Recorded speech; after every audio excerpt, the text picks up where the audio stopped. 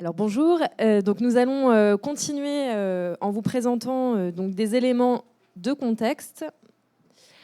Donc il y a eu plusieurs éléments de contexte qui ont en fait alimenté la réflexion des partenaires sociaux tout au long de ce travail de réécriture des référentiels. Donc le premier élément, c'est le cadre posé par France Compétences qui a imposé de nouvelles exigences justement pour réenregistrer une certification RNCP. Donc des exigences qu'on va vous présenter un petit peu plus juste après. Mais en tout cas, voilà, il y a une nouvelle ingénierie de certification et donc qu'il a fallu suivre pour pouvoir obtenir ce réenregistrement. Donc un élément de contexte important. Le second élément, c'est l'enquête dont a parlé Catherine juste avant. Donc on va vous donner quelques éléments de cette enquête, sachant qu'il y a eu beaucoup de matière et qu'il a fallu...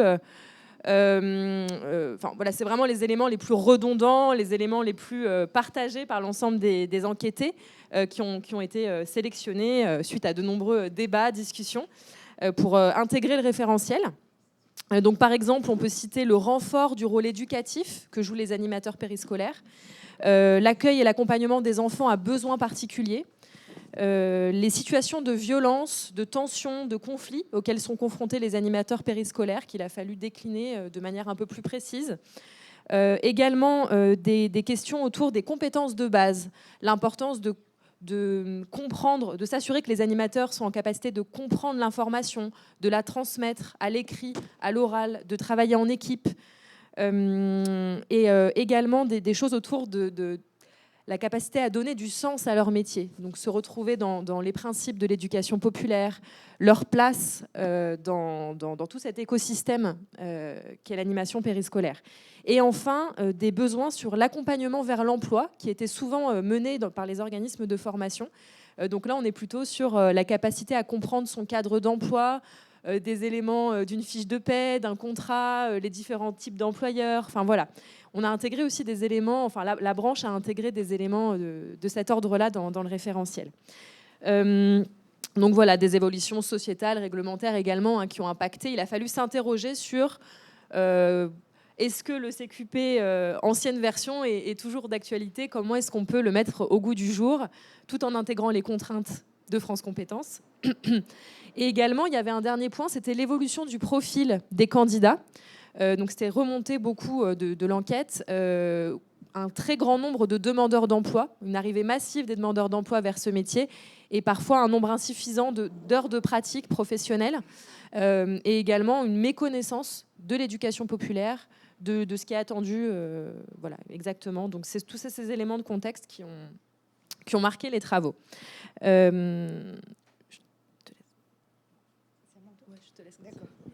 Merci Estelle. Alors, oui, s'il te plaît. Donc, je suis Dominique Trichet-Allaire dans l'équipe. Et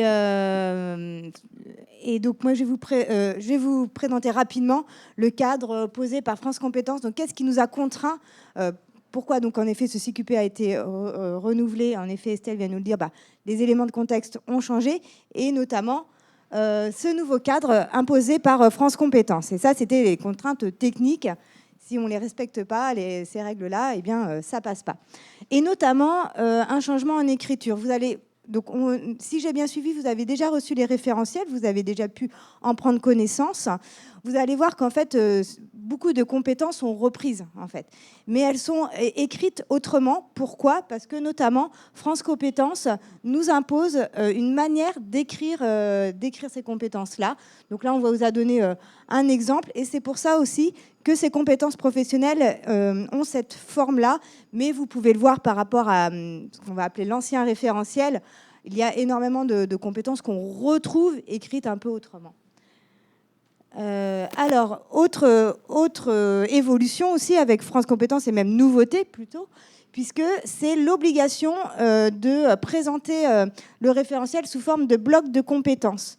L'état d'esprit, avec ces blocs de compétences, France Compétences, en fait, veut pouvoir faire en sorte que les candidats puissent passer un seul bloc de compétences. Donc ça, en effet, je pense que ça va influer sur la manière dont vous allez mettre en place vos formations, puisque si un candidat veut passer un seul bloc, il doit pouvoir le faire. L'un bloc de compétences est acquis à vie.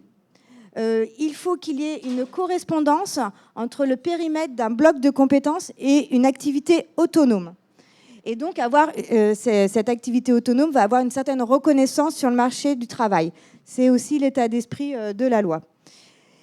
Alors, bien sûr, une distinction entre le bloc de compétences et un module de formation. Vous pouvez tout à fait modulariser, en fait, vos formations.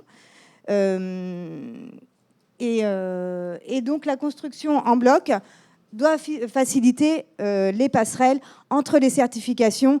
Et on sait bien que ce CQP est le premier diplôme professionnel de premier niveau. Et en effet, il peut avoir des évolutions vers les autres diplômes de la branche.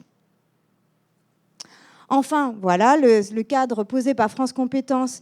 Eh bien, vous avez peut-être déjà vu le référentiel d'évaluation qui permet de objectiver et donner une visibilité à la manière dont on évalue. Les modalités d'évaluation, ça a déjà été un peu dit, doit être au plus près de la situation de travail, ce qui paraît un peu cohérent, et puis tant mieux aussi pour les apprenants et les futurs professionnels qu'ils vont devenir. Et cohérent aussi, bien sûr, avec le niveau attendu. Et ça, on a été aussi très vigilant à ce qu'on reste toujours sur ce niveau 3. Et les critères d'évaluation qui doivent être très explicites et surtout sans équivoque. Et ce qui vous permet aussi de préparer au mieux les apprenants, parce que normalement, avec les critères d'évaluation comme on les a écrits, ce qui est attendu des apprenants lors de l'examen, lors du jury, ça doit être explicite et sans équivoque. Juste, excusez-nous, nous avons oublié de vous dire que nous faisons une présentation. Si vous avez des questions de compréhension, pas des questions de fond ou des questions très précises, ces questions-là seront abordées cet après-midi, mais des questions de compréhension, nous vous proposons de les inscrire sur un papier. Nous allons réguler cela et nous pourrons répondre au fur et à mesure ou de manière ramassée quand la présentation sera terminée. Cet après-midi, nous aurons un temps d'échange, de partage, d'appropriation qui nous permettra, si vous en avez besoin, de rentrer beaucoup plus dans du détail ou dans des réponses, on va dire, plus techniques, plus élaborées que lors de notre présentation. Mais vous avez compris, nous avons pas mal de choses à vous dire et il faut qu'on respecte le temps. On doit également pouvoir tout faire rentrer dans la matinée compte tenu de la captation pour les personnes qui ne seraient pas là aujourd'hui. Voilà, donc excusez-nous, on vous fait passer des papiers, n'hésitez pas, tout est bon à prendre, on triera ici pour qu'on puisse vous y répondre. Excuse-moi Dominique. Je vous en prie, merci de cette précision, en effet, fort utile, parce que en effet, le but de cette journée est de vous faire comprendre au mieux tout le travail que nous avons fait, pourquoi on l'a fait et comment vous allez vous en emparer pour dispenser les formations les plus pertinentes possibles. Donc voilà, voilà un modèle en fait, ce que ça donne, ce référentiel posé par France Compétences. Vous en avez peut-être déjà vu, c'est peut-être pas une nouveauté pour vous. Et donc on vous l'a aussi fourni. Donc là, vous voyez sur la première colonne, c'est le référentiel d'activités, les activités autonomes, ces fameuses, les activités, un bloc de compétences. Et à chaque activité, on voit quelles compétences, en fait, comment l'activité est déclinée, quelle est la déclinaison en compétences, et la modalité d'évaluation avec les critères d'évaluation pour évaluer la dite compétence. Alors, on va rentrer plus dans le concret maintenant de nos référentiels, avec le référentiel d'activité et de compétences, et notamment donc ces premières, les évolutions. Oh, je veux bien que tu passes. Donc, les principales évolutions, donc vous l'avez peut-être déjà vu, auparavant il y avait 3 UC, et là arrive un quatrième bloc, donc cette construction en 4 blocs de compétences. J'ai détaillé un petit peu plus tout à l'heure, pas trop non plus parce que le temps est compté, mais on vous expliquera tout cela, comment en fait, pourquoi la branche professionnelle a fait ce choix-là de mettre un 4e bloc. Donc les 3 premiers blocs restent sur le périmètre des 3 UC que vous connaissez. Elles ont été en fait en gros reformulées, on va le voir un peu plus dans le détail. Les 3 premiers blocs, les activités et compétences, ont été réorganisés, précisés et complétés avec une vision prospective. Il y a une petite évolution dans l'intitulé du bloc 2 et on va vous l'expliquer pourquoi. Et enfin, voilà la création de ce fameux bloc 4 qui va donc porter en effet sur des compétences plus transversales. C'est des choses qui nous ont été beaucoup remontées lors des enquêtes que nous avons pu faire. Et en effet, le choix a été fait en effet, de mettre un peu plus de compétences transversales pour aussi aider au parcours professionnel des apprenants, de comprendre plus globalement aussi ce que c'est que l'éducation populaire. Voilà, il nous a, au vu des éléments que nous avions récoltés, Estelle et moi, la branche a dit, mais là, ça vaut peut-être le coup de l'écrire vraiment dans le référentiel, en compétences professionnelles, de faire un petit renfort sur ces compétences transversales. Alors je ne vais pas tout vous dire parce que sinon ça va être trop long. Et surtout, comme vous avez eu les référentiels, vous avez pu déjà lire tout ça. Et surtout, nous avons toute la journée après ensemble pour aller un peu plus dans les détails si besoin. Le bloc 1, en plus le bloc 1, vous le reconnaissez, hein, puisque c'est toujours l'accueil des publics, enfants et familles, dans les temps périscolaires. Donc là, sur ce bloc 1, eh bien, on a 3 activités. On retrouve à peu près ce qui existait auparavant. Il y a juste une évolution avec la première compétence qui n'existait pas, compétence professionnelle qui n'existait pas auparavant, qui est une compétence un peu plus générale sur l'espace et le matériel, qui avait semblé à la branche assez nécessaire de le rajouter. Et autrement, donc ce bloc, en effet, vous voyez, il contient 7 compétences professionnelles. Les critères d'évaluation vous sera présentés par la suite par Estelle, hein, je vous rassure. Donc là, pas vraiment de grande différence. Une autre différence, c'est qu'il y avait auparavant une compétence aussi qui parlait de un peu plus de l'éducation populaire qu'on a enlevée pour insérer dans le bloc 4, dans le 4e bloc. Mais autrement, le périmètre est sensiblement le même. Voilà. Il a été recentré beaucoup plus en fait, sur les familles, quoi, en fait, sur l'accueil des enfants et des familles. Le deuxième bloc, là encore, pas une grande évolution. Une évolution dans le titre, comme je vous le disais tout à l'heure, puisque là, il est intitulé « Participer à la conception ». Ce choix-là a été fait par la branche pour bien correspondre au niveau attendu de nos apprenants, puisque comme on veut que ce diplôme, on s'est vraiment fait cette réflexion-là ensemble, et en effet la branche nous a bien exprimé mais la nécessité qu'il soit accessible comme un diplôme de premier niveau.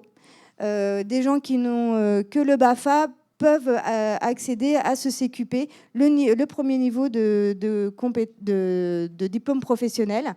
Donc, qu'on reste bien sur ce niveau 3.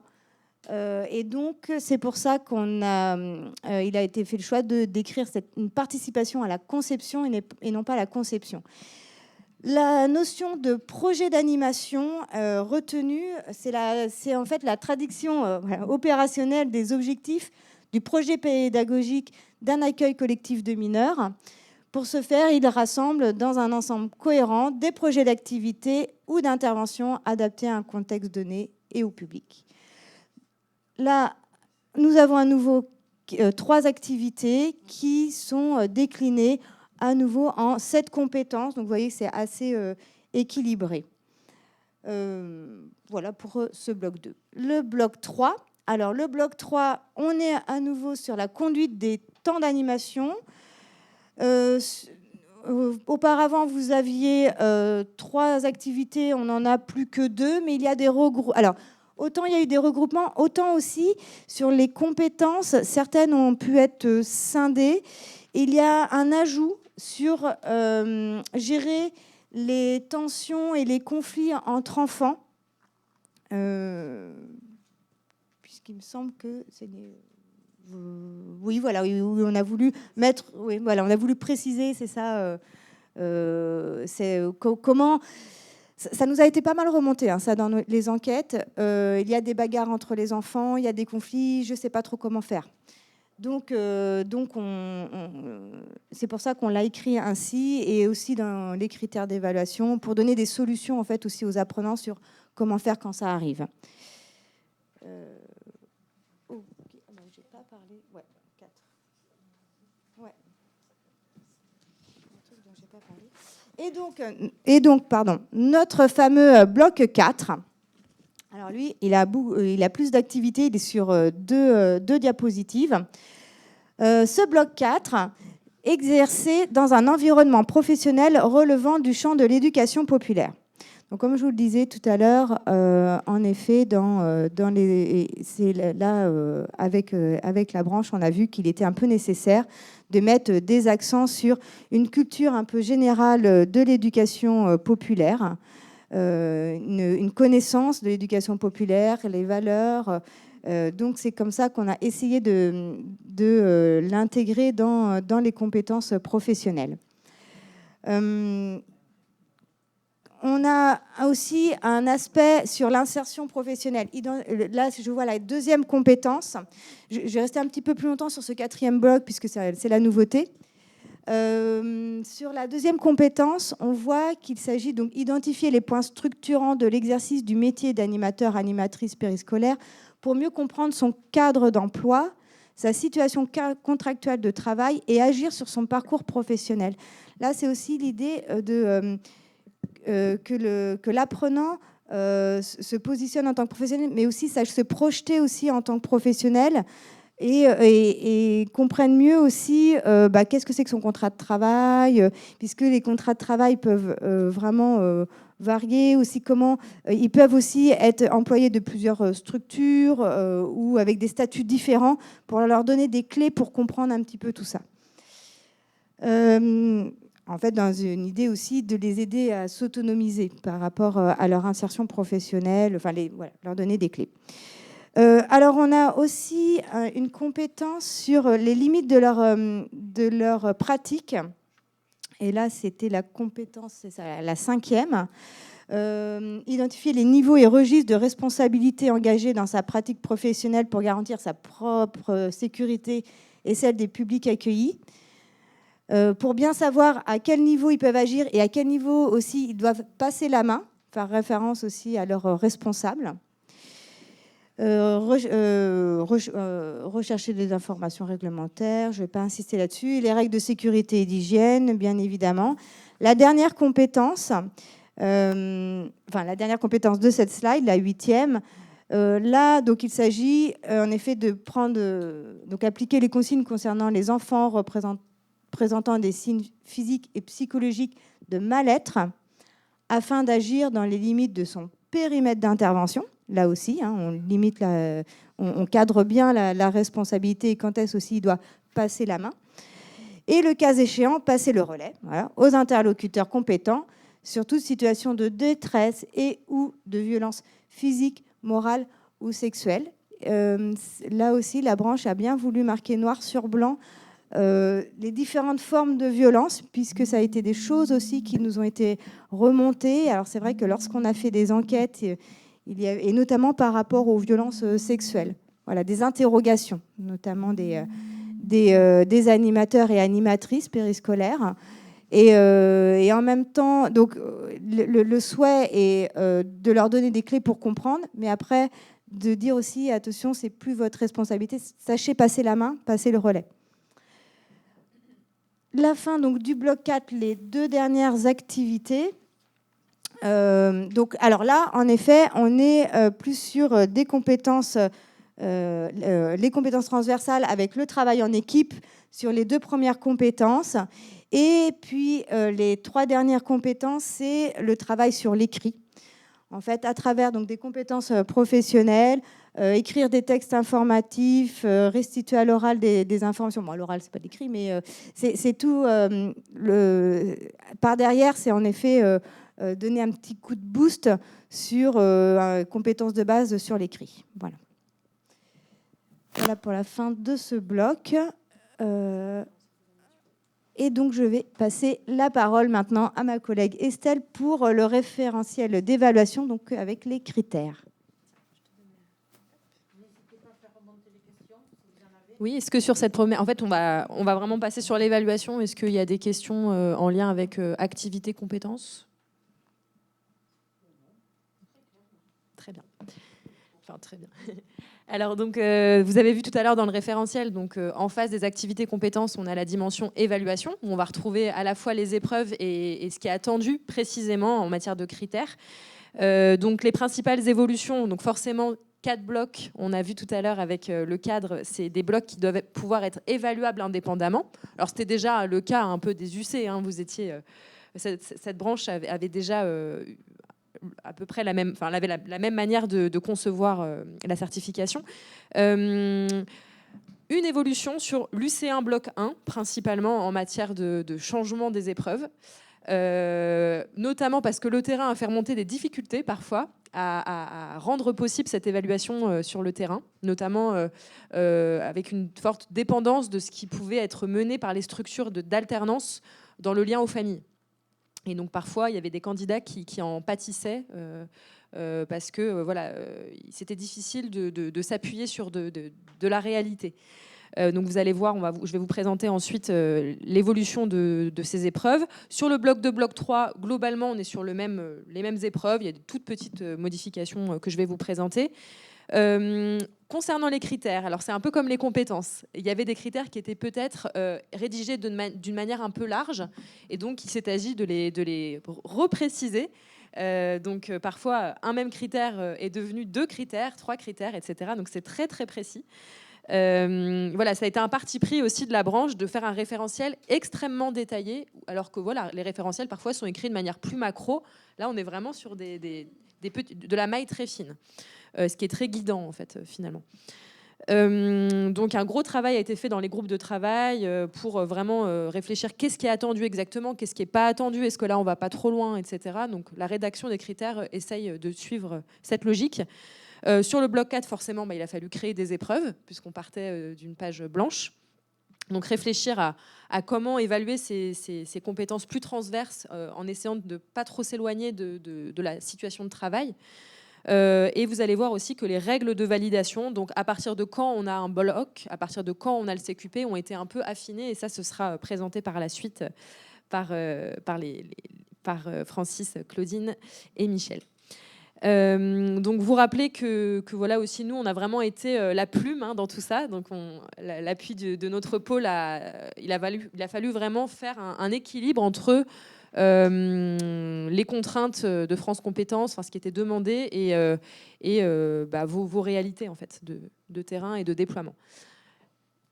Alors, on va commencer par le bloc 1. Donc le bloc 1, comme je vous disais, il y a eu une petite évolution. Donc on reste sur en fait, deux épreuves et un entretien complémentaire qui permet d'aborder des choses qui n'auraient pas été vues. La première épreuve, il s'agit d'une présentation orale d'une situation d'accueil des publics qui est vécue par le candidat, tirée de sa pratique professionnelle. Donc en fait, le candidat va choisir une situation d'accueil. Alors ça peut être le matin, le midi ou en fin de journée. Il choisit un temps d'accueil périscolaire qu'il a vécu et il va venir raconter à l'oral les éléments, comment ça s'est passé. Donc c'est assez cadré. Dominique, si tu peux avancer sur la... oui, juste encore une fois. Oh, bon, je le présenterai après. Ouais. D'accord, pardon. Vas-y. Voilà. Excusez-nous, c'est sur le déroulé de l'animation. Simplement pour vous dire que c'est assez cadré, c'est-à-dire qu'il y a des précisions qui sont données. Voilà, on attend la désignation du lieu où s'est passé l'accueil, les moyens humains, le matériel pédagogique. Est-ce que, comment, le cas échéant, la question des transitions, comment elle était organisée à ce moment-là. quelles étaient les activités prévues, le rôle de l'animateur, est-ce qu'il y avait des adaptations pour les enfants en situation de handicap. Voilà, il y a tout un cadre qui est donné. Et l'idée, c'est que le candidat puisse présenter à l'oral. Donc, il a 10-15 minutes de présentation et ensuite 10-15 minutes de questions sur cette épreuve-là. La deuxième donc, épreuve, c'est la mise en situation reconstituée. Donc vraiment, le problème qui pouvait être vécu, c'était comment faire vivre cette relation avec les parents, avec les autres acteurs éducatifs, alors que parfois, elle n'était pas vécue sur le terrain d'alternance, malheureusement. Donc il a fallu... ouais, si tu peux juste revenir en arrière. Pouf, voilà. Super. La technique est super.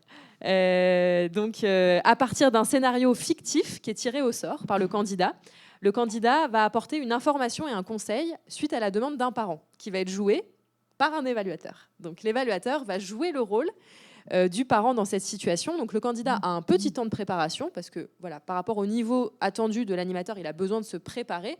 Donc, par rapport aux consignes qui leur ont été données, voilà, vous êtes dans telle situation, voici la demande qui vous est faite. Et c'est une demande qui devra aussi concerner d'autres acteurs, voilà, pour pouvoir justement aborder ces différentes compétences. Voilà, c'est ce qui a été choisi par la branche. Donc, au total, c'est 20 minutes. Et on a 10 minutes de préparation pour le candidat, pour qu'il se prépare un peu sur cette situation, 5 minutes de mise en situation et 5 minutes de questions, voilà, en tous ces 20 minutes. Et voilà, il y a un entretien complémentaire qui est prévu dans le référentiel, c'est vraiment élargir le questionnement du candidat, vraiment sur ce bloc, voir si toutes les compétences, les 7 compétences, elles ont bien été abordées, parce que voilà, parfois les évaluateurs ont besoin de revenir sur certaines choses, parce que l'idée c'est que toutes les compétences puissent être balayées pour valider le bloc. Donc au total, vous avez une épreuve d'1 heure sur ce bloc 1. Et donc, vous voyez, voilà, les différentes compétences correspondent aux différentes épreuves. On peut passer au bloc 2. Ah non, pardon, les critères, en effet. Oui, en fait, il s'agissait de vous présenter, alors on ne va pas le faire pour tous les blocs, juste un peu quelques critères pour donner des exemples. Tout à l'heure, on a dit que les choses avaient été un petit peu plus précisées. Donc, si tu veux bien, voilà. Donc, sur ce bloc 1, par exemple, donc, si on prend la compétence établir une relation éducative, bienveillante et sécurisante avec chaque enfant, donc à l'accueil, c'est attendu de l'animateur qu'il établisse cette relation. Donc, il a fallu se dire qu'est-ce qu'on attend concrètement par rapport à cette épreuve, sachant qu'on est plutôt sur de la restitution de choses qu'il fait, puisque les évaluateurs ne sont pas là pour voir la manière dont il établit une relation avec chaque enfant. Donc voici les critères par exemple. Il énumère des facteurs qui contribuent à l'établissement d'une relation. Qu'est-ce qu'on peut faire pour justement sécuriser cette relation? Il repère des signes qui peuvent témoigner d'un mal-être. Voilà, par exemple, un enfant qui est en colère. Voilà, quels sont les signes qui peuvent indiquer des mal-être? Il décrit quelle est la posture adaptée par l'animateur pour favoriser le bien-être. Il présente une méthode pour aider un enfant à s'intégrer. Qu'est-ce qu'on peut faire pour aider un enfant à s'intégrer à un groupe? Et par exemple, sur une autre compétence, donc appliquer les protocoles prévus pour les enfants à besoins particuliers pour contribuer à leur inclusion. Donc, le candidat décrit au moins une situation vécue ou projetée d'accueil d'un enfant à besoins particuliers, donc, et le protocole qui a été mis en place. Donc, ça va demander de la part des structures d'alternance et des organismes de formation que le candidat soit en capacité d'aborder cette question, même s'il ne l'a pas vécu sur son lieu de stage.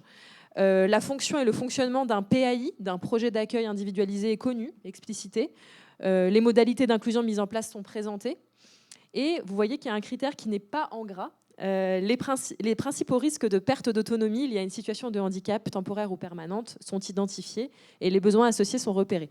Donc après, cette notion de critère gras non gras va être plus précisée par la suite, mais vous voyez que toutes les compétences ne sont pas concernées par ce distinguo gras non gras. Mais bon, vous vous en doutez, c'est une histoire de important, enfin voilà, plus ou moins essentiel. C'est-à-dire que là, on est sur un niveau peut-être un peu plus haut. Donc voilà, ce n'est pas rédhibitoire pour obtenir la compétence. J'ai un peu spoilé là, mais bon, pour bien comprendre. On va passer au bloc 2. Alors le bloc 2, donc pas de grands changements. Donc on est toujours sur l'élaboration d'un dossier de 10 à 15 pages. La manière de présenter les choses a un petit peu évolué, c'est-à-dire qu'on est sur un projet d'animation à mettre en œuvre sur son terrain. C'est-à-dire qu'en fonction, s'il ne l'a pas encore mis en œuvre, ce n'est pas rédhibitoire. Voilà, et non, il n'y a pas de... Oui, oui. Et en effet, il y a une trame assez précise qui a été donnée pour que le dossier soit... Voilà, qu'est-ce qui est attendu dans le dossier. La soutenance orale dure 30 minutes. Avant, c'était 30-45 minutes. Voilà, là, ça a été... il fallait être un peu plus précis par rapport à France Compétences. Donc, on est sur... voilà, excusez-moi, je prends mon bloc 2. Voilà. Oui, c'est bien ça. C'est bien ça. C'était bien 30-45 minutes avant. Voilà. Et donc, une trame précise avec pas mal de précisions sur les critères dont vous pourrez prendre connaissance dans le référentiel. Une question ? Non. Sur le bloc 3 ? Alors, le bloc 3, pareil, on est sur le même périmètre. Donc, c'est la fameuse épreuve qui se déroule sur le lieu d'alternance. Donc, ça ne change pas. Et donc, il y a eu des petites précisions. Donc, vous voyez, au moins 8 enfants au commencement de l'activité. Parce qu'il y avait des difficultés avec justement cette spécificité du périscolaire qui était remontée. Donc, la branche a décidé de l'écrire comme ça. C'est-à-dire qu'au départ, il peut y avoir 8 enfants. Mais bon, si après, ils s'en vont au compte-gouttes, justement, l'animateur doit être en capacité de... C'est la réalité, finalement. Donc voilà cette petite précision. Également, au niveau de la durée, il y a eu des précisions. On est sur une durée de 45 minutes de mise en situation, dont au minimum 30 minutes en situation effective. C'est pas écrit, mais vous l'avez dans le référentiel. Donc au minimum 30 minutes en situation effective de conduite d'activité et 45 minutes au total. C'est-à-dire qu'il y a le temps de préparation, de rangement, voilà. Et l'entretien, toujours pareil, 30-45 minutes. Donc au total, on est sur environ 1h30 sur le lieu d'alternance avec le candidat. Ce qui était déjà un peu le cas en fait. On va passer au bloc 4. Alors le bloc 4, donc nouveau bloc, nouvelles épreuves. Donc vous allez découvrir de quoi il s'agit. Il a fallu du coup se poser sur quel type d'épreuve pour ces fameuses compétences plus transverses, plus globales, etc. En gros, il y a 2 épreuves, dont une qui est déclinée en 2 parties. La première, c'est un petit dossier. Donc là, on va les refaire partir sur un petit écrit. Donc là, c'est 5-6 pages. Et ça va être des éléments plus schématiques, plus globaux. On va attendre, quel est votre environnement professionnel ? Quelles sont ses missions ? Comment il se positionne ? Donc voilà, ça sera aux organismes de formation aussi de voir comment présenter tout ça dans le dossier. La présentation est assez libre. Mais l'idée, c'est qu'il se pose sur un peu moi et les autres dans mon environnement. Quelles sont les ressources aussi à disposition pour ces situations de détresse, de violence physique, sexuelle, morale ? Voilà. Là aussi, l'idée, c'est qu'il présente dans ce petit dossier les ressources à disposition dans sa structure. Et enfin, qu'il décrive dans le dossier une situation de travail en équipe. Donc pour la décrire, il va falloir qu'il la vive. Donc il va falloir aussi mettre en place cela sur le terrain. Sur le lieu de pratique professionnelle et la décrire de manière synthétique également. Le dossier, forcément, est présenté à l'oral, donc ça donne lieu à une petite soutenance, ça permet de poser quelques questions et d'approfondir. Au total, on est sur 30 minutes maximum de soutenance. Et deuxième épreuve, donc, les cas pratiques à l'oral. Alors, les cas pratiques, il va falloir, pareil, écrire des petits scénarios qui vont être tirés au sort par le candidat. Il y a une partie qui est sur les règles de sécurité d'hygiène, les principes, les valeurs de l'éducation populaire, la responsabilité. Donc typiquement, il y a une situation de travail qui est tirée. Donc vous êtes dans cette situation, voilà le contexte, et 2-3 questions sur, dans cette situation, comment est-ce qu'on peut appliquer les principes de l'éducation populaire, quelles sont les règles de sécurité, d'hygiène qui sont en jeu, quel est votre niveau de responsabilité. Voilà, c'est vraiment l'idée de contextualiser ces règles à différentes situations tirées au sort. Et la deuxième partie du cas pratique, c'était la question de l'écrit et de la compréhension écrite. Donc il y a un petit livret de documents. Alors ça sera quelques documents. Je ne crois pas qu'il y ait un nombre de documents qui a été donné par la branche. Mais l'idée, c'est d'avoir des documents professionnels réels et de poser quelques questions de compréhension. Voilà, où vous trouvez votre rémunération, voilà, quel est le type de contrat de travail, par exemple, un PAI, un protocole d'accompagnement individualisé, individuel. Excusez-nous, on n'est pas des grands spécialistes de haut secteur. Voilà pour ces 2 épreuves. Et donc, en tout, on est aussi sur 1h30. 1h30. On va passer rapidement. Voilà, ça permet de vous montrer en fait ce que le dossier couvre, les cas pratiques, et pareil sur le slide suivant. Voilà. Voilà, je pense que tu as encore... c'est terminé. Et il y a encore un... Ouais, voilà. Et puis, alors, voilà, quelques remarques pour conclure la présentation des évaluations, de ce référentiel d'évaluation. Donc, au total, en termes de mobilisation des évaluateurs, parce que c'est important, forcément, un bloc en plus, il y a une mobilisation un peu plus importante, c'est logique. Même s'il y a des choses qui ont aussi été réduites sur les autres blocs. On a 3 heures au total en OF. Donc avec les mises en situation reconstituées, les soutenances, les cas pratiques, etc. 1h30 sur le lieu de pratique professionnelle, donc là, il n'y a pas de changement. Alors, on a noté ici des regroupements possibles. C'est-à-dire que dans le cas où il y aurait une session de formation où tout le monde passerait l'intégralité du CQP, enfin voilà, il y a peut-être des choses qui peuvent aussi être regroupées. C'est-à-dire qu'il y a, par exemple, le dossier, puisqu'on a 2 dossiers, on peut imaginer que le dossier est travaillé au même moment par l'organisme de formation, à la fois le dossier sur la conception, la participation à la conception d'un projet, et le dossier sur l'environnement professionnel, le travail en équipe. Voilà, c'est des possibilités. Pareil, les cas pratiques, il y en a dans le bloc 1, il y en a dans le bloc 4. Voilà, tout est possible du moment que l'accès est possible indépendamment. Voilà, pour les candidats qui seraient concernés. La numérotation des blocs n'impacte pas l'ingénierie de formation, bien évidemment. Si vous voulez commencer par aborder le bloc 4, ensuite le bloc 3, voilà. Mélanger les blocs, ça peut être intéressant. Pardon, c'était une réflexion donnée qu'on s'était faite avec Estelle. Dans le bloc 4, étant donné que c'est des compétences transversales, enfin après, à vous de voir, hein, c'est vous qui construisez vos formations, mais ça peut être aussi intéressant de commencer voilà, la formation par quelques éléments du bloc 4, puisque c'est le contexte de l'environnement, le contexte, l'éducation populaire, savoir bien écrire. Voilà. D'ailleurs, les organismes de formation interrogés, voilà, on avait vu quelques programmes de formation, c'était déjà parfois le cas. Voilà. Les évaluations, bien sûr, peuvent être enrichies des éléments collectés, observés par les tuteurs. Ça a été un petit peu plus formalisé aussi avec cette rénovation du CQP.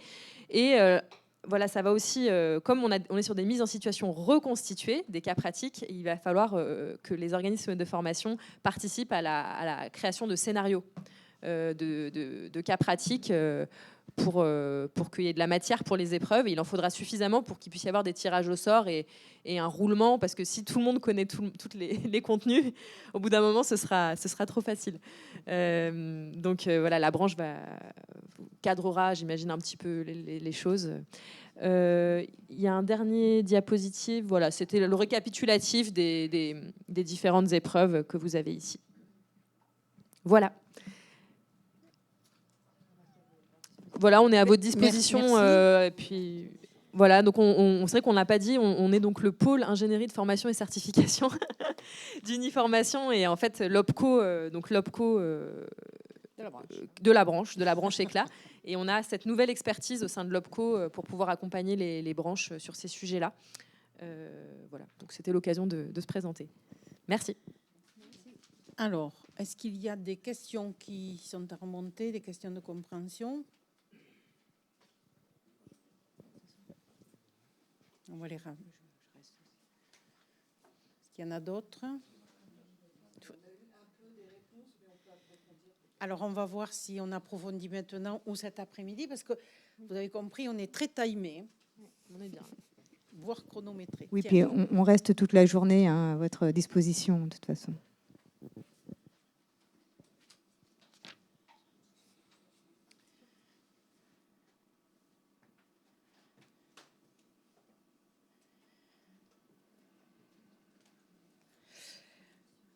Alors, il y a un certain nombre peut-être de questions, on peut les traiter, qui relèveront du travail de cet après-midi.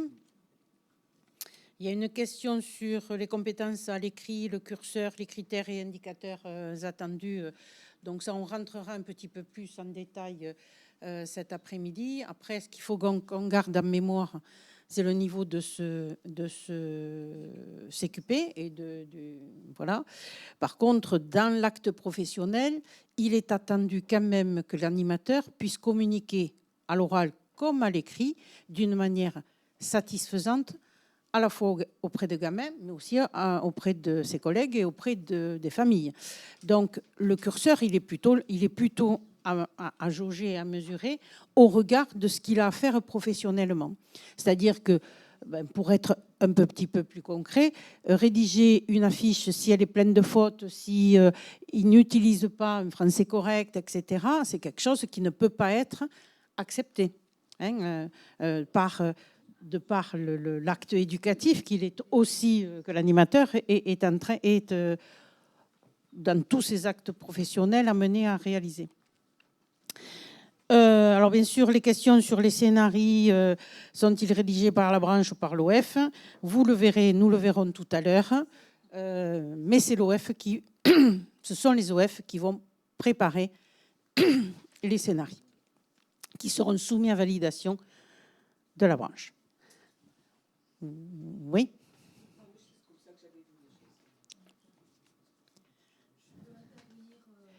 Alors, on ne va pas prendre parce que c'est capté. Hein, voilà. Mais tous les échanges, c'est plutôt cet après-midi. Hein. Voilà sur cette question, Michel. Distinction, c'est distinction entre, si je comprends bien, entre un bloc de compétences et un module de formation. C'est ça la question. Ah non, c'est... Ah pardon.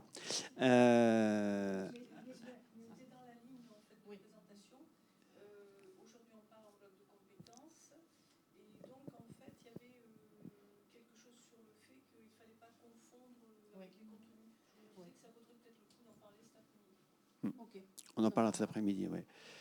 Effectivement, concernant le bloc 2, on est passé du terme de conception à participer à la conception. Estelle a suffisamment... Non, c'est Dominique, pardon, qui l'a présenté. On retient ça. C'est l'après-midi, du coup ? Oui. Je la question. La question, c'est comment évoluer la gestion de conflits en séquence d'animation s'il n'y en a pas. En fait, sauf erreur, c'est sur le bloc 3.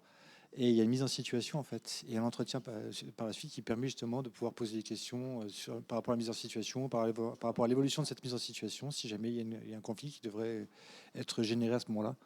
Donc c'est juste une mise en lien avec la pratique.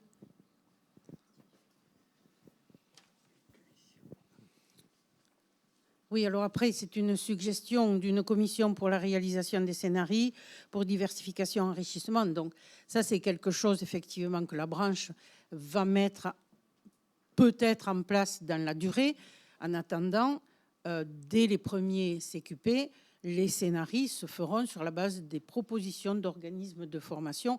Et ensuite, on verra comment la branche organise, peut-être, je le dis avec des réserves, une banque qui permettra de pouvoir épuiser, mais de pouvoir, ça a été dit, se renouveler et faire en sorte que ces scénarios ne soient pas, comment dirais-je, ne fuitent pas et ne soient pas constitués ou ne constituent pas, comment dirais-je, des sujets qui sont complètement dévoyés, laissés dans la nature et qui circulent d'une manière ou d'une autre, vous le savez. Donc ça, c'est quelque chose que l'on travaillera et que l'on mettra en place, y compris avec vous, parce que c'est quelque chose que l'on travaillera collectivement.